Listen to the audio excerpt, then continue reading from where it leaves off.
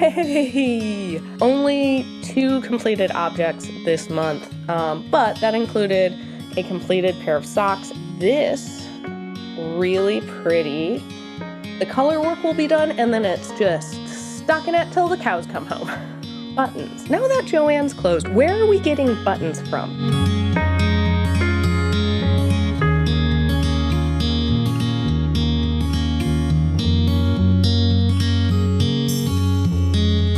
Hey folks, if you're new here, I'm Dawn, and this is Tangled Together, where I talk about my knitting stuff, as well as being a work-from-home mom of a 3-year-old, and sometimes, I also am a gamer, and I read, so it's a little bit of all that stuff all tangled in together.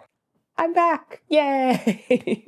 I was not planning on having as long of a pause between my February wrap-up and the next video. I was actually hoping to have a video mid-March, kind of more of a topic-y video.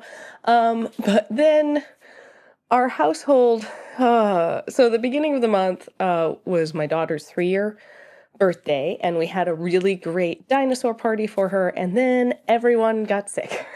And we just had a series of flu colds that kind of just got passed around our house. It felt like as soon as somebody was over one thing, they came down with something else. And then that kind of, my husband got sick and I got sick. Our daughter was sick.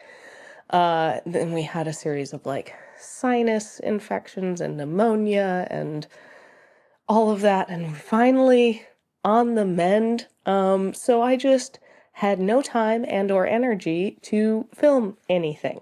But I have been knitting this month, although there were a few days in there that I did not knit because I just flat out had no energy, and that was definitely a sign for me of how sick I actually was, because knitting is definitely one of those things that I do to relax myself and as some self-care. So the fact that my body was just nope, can't even do this. You just have to lay in bed and sleep. But we are on the mend, and if you also have been dealing with any of this late winter respiratory illnesses that are going around, I feel for you. Hopefully you are also on the mend. So let's start off with acquisitions. I have one acquisition for the month. On a rare, we had a nice little lull in the illnesses actually for my husband's birthday, which was not too long after my daughter's birthday. We had our first round of illnesses, and then it was the weekend came and we're all oh, I think we're actually feeling better. And then it was oh, no, just kidding. Here's illness too. I stopped into Mother of Yarns while I was out running errands and after at the playground and picked up this really pretty sparkly yarn by Forbidden Fibers, who I believe is a local dyer to me. And this is their Pride collection in Aries. And I actually wasn't necessarily planning on getting this. I was actually looking more for sock yarn to make some more generic vanilla socks, and didn't really find anything that spoke to me at the store, but my daughter did see this and really liked the pink and really liked the sparkles. So I'm considering making her a lacy dress that she can wear, because she has really gotten into dresses. She likes to wear her princess dresses and run around and pretend to be a dinosaur and play with cars. So we're nice, even, rounded kid, I feel like. But yeah, I thought maybe I could make a really fun lace dress pattern. I'll put the one I'm thinking about up here, but if you have any suggestions for toddler size dresses that only take one skein of fingering weight yarn, let me know in the comments. Okay, let's talk about the finished objects. I have 2 finished objects to show you. The first being this Ava Junior cardigan. I know I showed the yarn for this in my February video, and I think I had actually started it. I may have even joined for the body by that point, because this did knit up very fast. But there you can see some of the stitch definition and the little buttons I added on. Nice raglan detailing. Really like the way the shoulder works up on this Ava cardigan. It seems to sit very nicely on her. She actually wore it. The first time she wore it, I didn't have the buttons sewn on, so she just wore it open and it stayed on very well. But definitely with the buttons, like that helps ensure it stays on when she's running about and all of that. And then it also, I think, adds a little bit warmer. And these buttons proved to be a little bit of a pain. I had gone to a local fabric store and they didn't have a huge button selection, but I found some I liked and then promptly like lost them between the store and coming home and actually like having the time to put them on the sweater. I foolishly was like, I don't need a bag. I should have asked for a bag. And then I was like, okay. I used to be like, let's go to Joann's, but they're basically sold out because of the closing and all of that stuff. So I was like, oh, Michael's. I feel like Michael's has some sewing stuff. They've got to have buttons. Not a great selection. They had, especially in the size that I wanted, they really only had a couple of buttons, and kind of maddeningly, they only had like 2 or 3, and I needed 4. So I ended up buying just a bag of wooden buttons, assorted buttons, and luckily I found 4 that matched. I kind of was like, surely there'll be a bunch that match. No, it really was an assortment. There are a bunch of much smaller buttons, so if I'm doing like a Henley for my daughter or even for myself, I think I could use. But yeah. Buttons. Now that Joann's closed, where are we getting buttons from? Because I don't like ordering buttons online because I always feel like it's hard to tell the quality, and some places it's really hard to find the size because they won't have like, I can't just search for this diameter size. So I have to like open each single button product page and like go down to the description and then find the size because it's hard to tell from the photos what size the buttons are. So yeah, if you have any suggestions of like where you're shopping for buttons, let me know in the comments, especially if it's an online place, because I think that's what I'm going to end up having to do. I can sometimes find buttons at my local yarn stores, but those tend to be a little bit more specialty and like unique buttons, which I think is great. Like that's kind of what I want in the local yarn stores. But just for like plain old wooden buttons, I want to be able to get the number I need and not have a giant bag that I'm like, here are a bunch of stuff that I'm not going to use or just going to get thrown into a craft box that maybe someday we'll incorporate into something. I would rather just buy the 4 buttons that I need or however many buttons I need. But yeah, I am so very pleased, excluding the button saga, I'm really pleased with how the Ava cardigan turned out. I think this is a really nice yarn. I haven't washed it yet, so we'll see how it holds up after washing, but it is a very like soft, squishy yarn. The color of this yarn goes with a lot of her things, and I think also because it's that like variegated, it maybe goes with a few more things, and then if it was like a solid pink or a solid purple, because you have all of these different colors. So I think, I think the Ava Cardigan Junior is definitely one that I'm going to do again as she gets bigger and, like grows out of this one. Also, it's a simple enough pattern that I could see even working like maybe a little bit of color work into, especially like along the bottom hem or something like that. Like that could be really cute. But very easy to follow pattern. And just has like this very nice, functional cardigan. I'm a big fan of cardigans, as you may have been able to tell. I wear cardigans all the time, and I have plans to knit myself a cardigan. More on that in a little bit, but first let's get to my other finished object, and that is socks. Yay! I have not blocked these, and actually this one I need to weave the ends in, but I have finished these socks. these are knit in Knit Pick Stroll Tonal. And I originally was doing the Kalina socks. I got them from Knit Picks a while ago. But I ended up doing a pattern that you can see here if I stretch it out. And they are the A Dream That Was Rome socks. So the pattern, the kind of lace pattern, is meant to kind of have a like wheat stalk feel. In the pattern notes, it says they were inspired by imagery in the movie Gladiator. Loved the scenes of Russell Crowe sweeping his arms over the tops of the golden wheat that grew on his land. But yeah, I originally started working it up in the Kalina pattern, which I've done before, and that is a very easy, like, you just repeat the stitch pattern over and over and over. It's toe up, which I actually prefer my sock patterns to be. Very straightforward. But I wasn't actually loving how this yarn was looking with that stitch choice. So I was looking through my other sock patterns and kind of liked the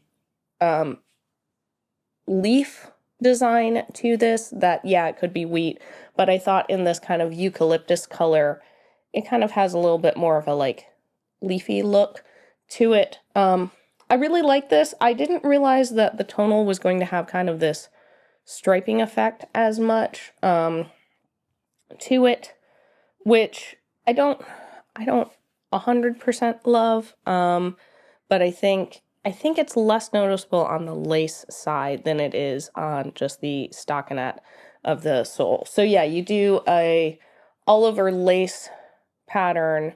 There's a different lace chart for the front of the sock and the back, and it actually has a right back and a left back. If you want to knit the ribbing, and then the leg of the sock, do the heel down to the foot, and I like that the foot has just, come on, focus on the sock. The foot has just a stockinette to it on the other side of the lace pattern. So, you know, you're getting that nice, like, smooth texture on the bottom, and then you do the toe and finish off there. And the interesting thing with, like, the toe and then the heel is you've got this, like, seed stitch, which I think is going to allow for, like, a little bit of stretch and or, like, grip or better wear in those areas.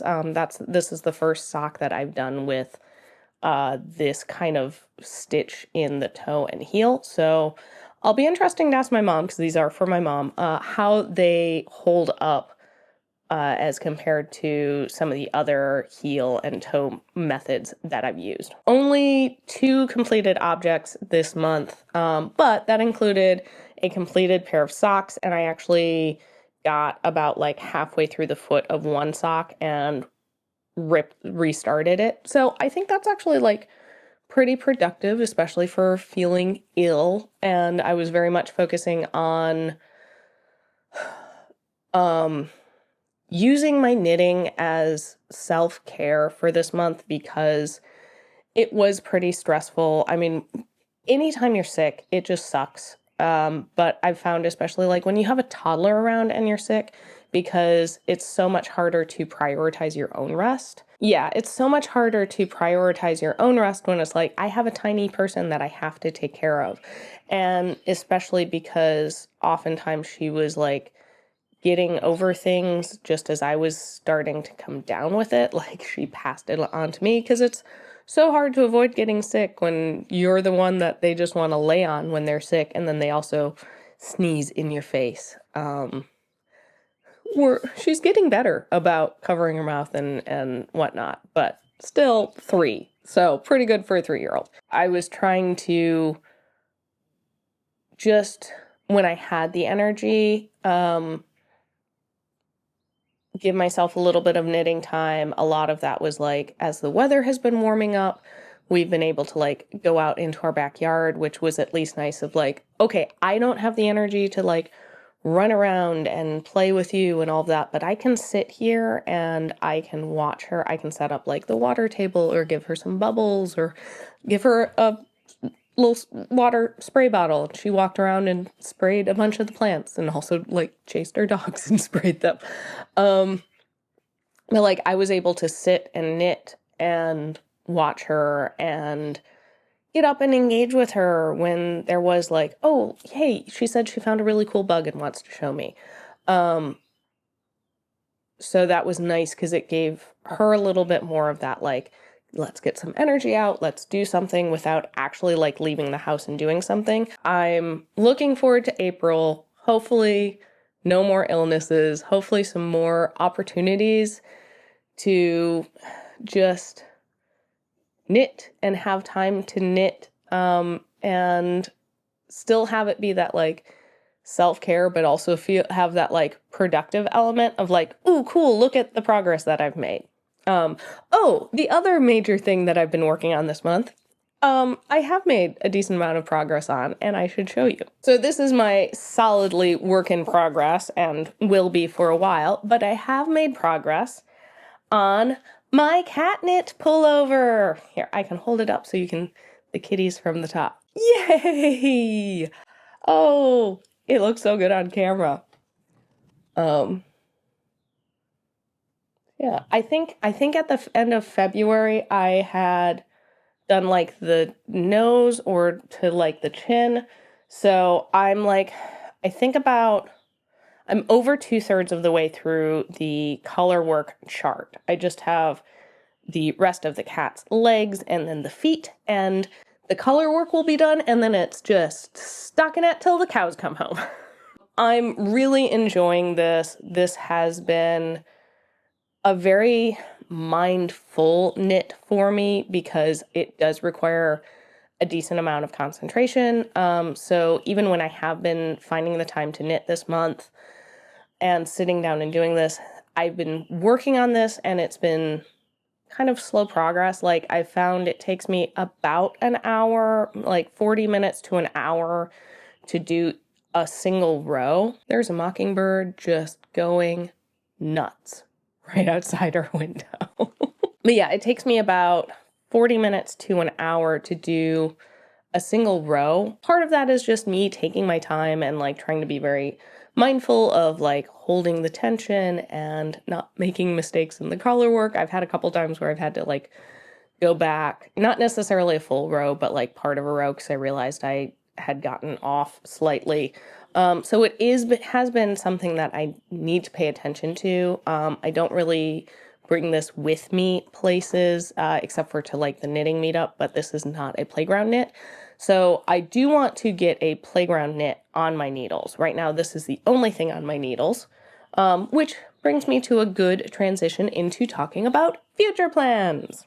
Okay, so like I said, I do want to knit something for my daughter because she very specifically picked this out of this yarn. I'm thinking about a nice like lacy dress. And then I have ordered some new yarn from Knit Picks. I picked up some yarn in their woolen cotton yarn, which is this like nice mix.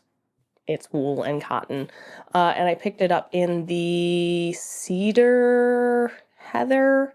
It's a very nice like green that I am planning on making myself my own Ava cardigan. There seems to be a pattern here where I make the petite knits junior size and then for my daughter, and then I turn around and make the adult size for myself.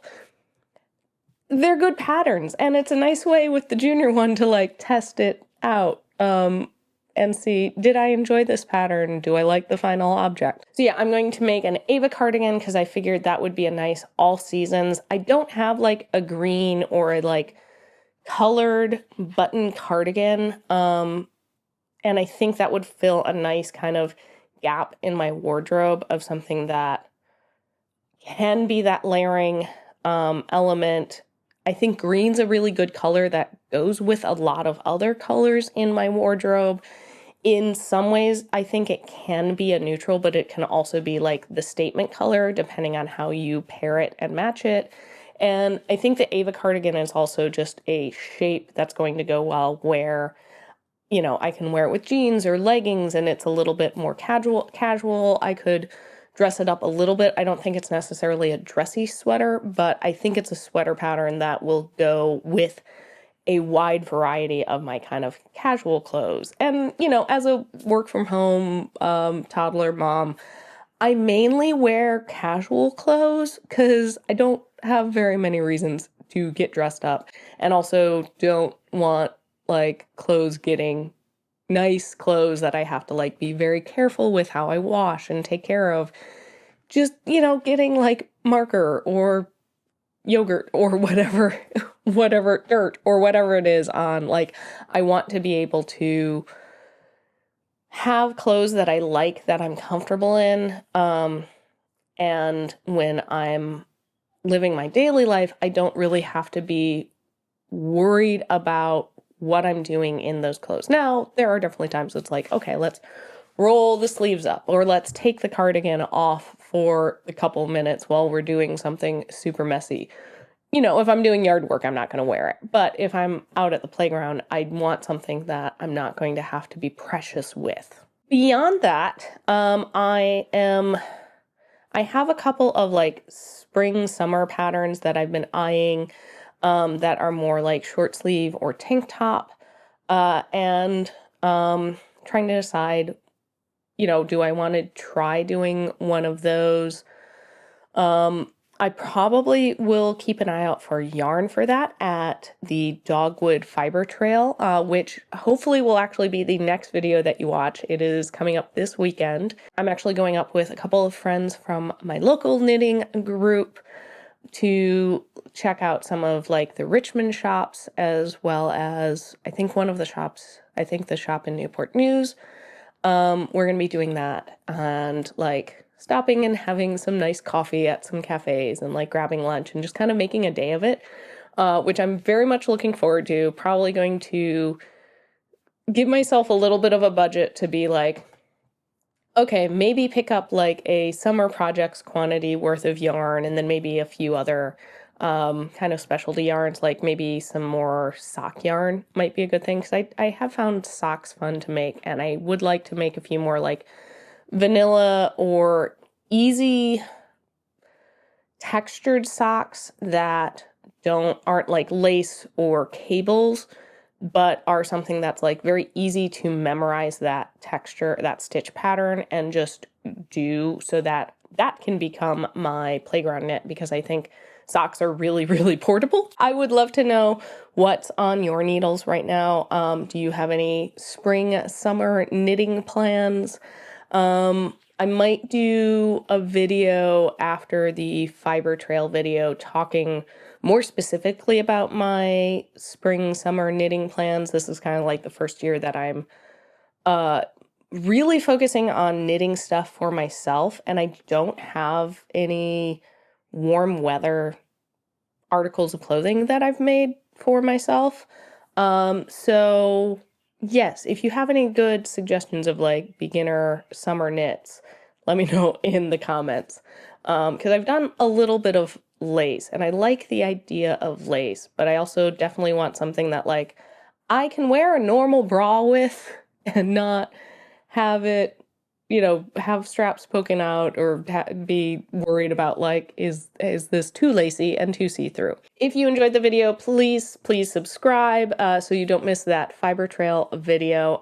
And you can also follow me on Instagram. I didn't post a whole lot this last month. I just not feeling well, didn't have the mental space to be creative. Like when I'm sick, I really don't have the urge to be creative, and that's what a lot of Instagram is for me. But I'm hoping to post more, and especially like our little Fiber Trail trip and just more knitting updates, especially as the weather's nice and I can like take some cool pictures outside. Yeah, make sure you're following me on Instagram too. And thank you so much for everybody who subscribed.